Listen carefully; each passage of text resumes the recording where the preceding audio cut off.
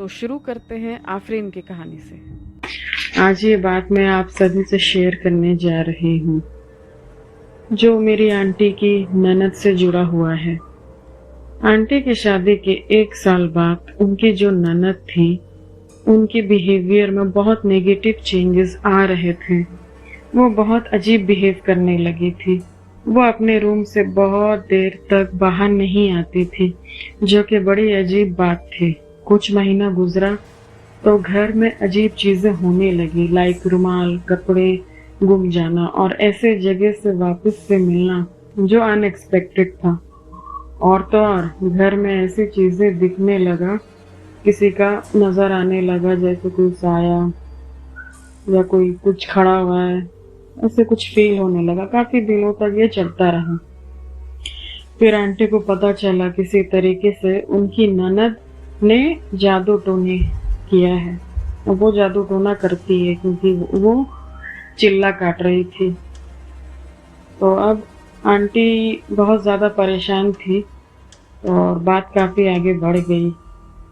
Aunty को घर में अननेचुरल चीज़ें दिखाई देती थी। कभी साया अकेले दिखाई देती थी तो कभी छोटे बच्चे के साथ दिखाई देती थी। एक बार उनकी काम वाली को उनका कॉल आया और बोली, मुझे कुछ एडवांस पेमेंट चाहिए था, मैं घर आ रही हूँ। शायद कोई प्रॉब्लम होगी उसे। तकरीबन रात के 10 बज रहे थे और जब वो घर पहुंची तो उसकी नजर ऊपर छत पे पड़ी। उसने देखा एक औरत खड़ी है। काम वाली ने उस औरत को देखा और उससे कहा कि गेट खोलिए, मगर वो औरत ने कोई रिस्पॉन्स नहीं दिया और वो औरत एकदम स्टिल खड़ी है।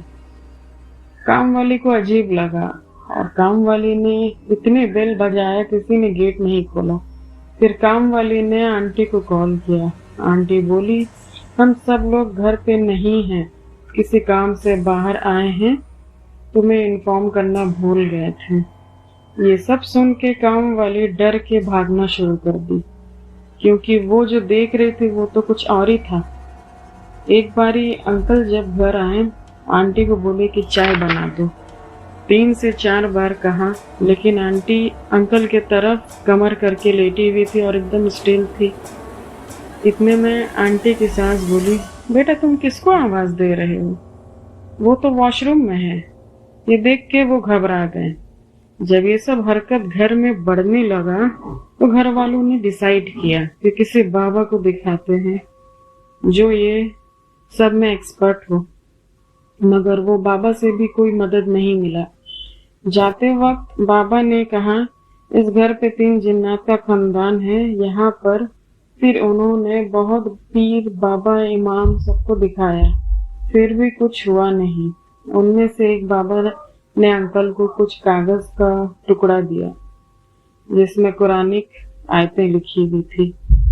बाबा ने बोला, अपने दोनों हाथों से पकड़ो इसे, ये आखिरी अमल है। अगर ये भी फेल हुआ तो ये घर आप लोगों को छोड़ना पड़ेगा।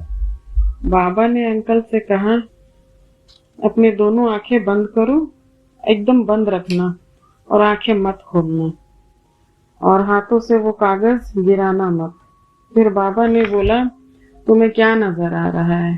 अंकल ने कहा, एक औरत जिसके लंबे लंबे बाल हैं और वो पूरे सफेद कपड़ों में है। बाबा ने फिर पूछा तो कहा कि वही औरत है, लेकिन उसके साथ एक बच्चा है। मगर इस बार वो थोड़ा और करीब आ गई।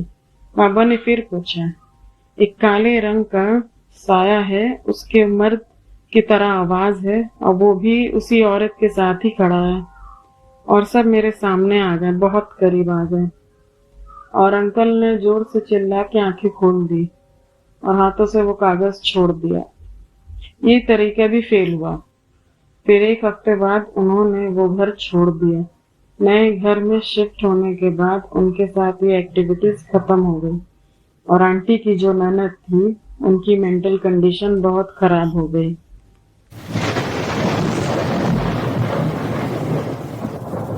तो इसी के साथ ये कहानी यहाँ पे ख़त्म होती है। अगर आप सब लोग को पसंद आया तो प्लीज़ इसे लाइक, शेयर और सब्सक्राइब कर देना। अगर आपके पास भी कोई स्टोरीज़ हैं तो मेरे ईमेल पे आप सबमिट कर सकते हैं। Thank you for watching.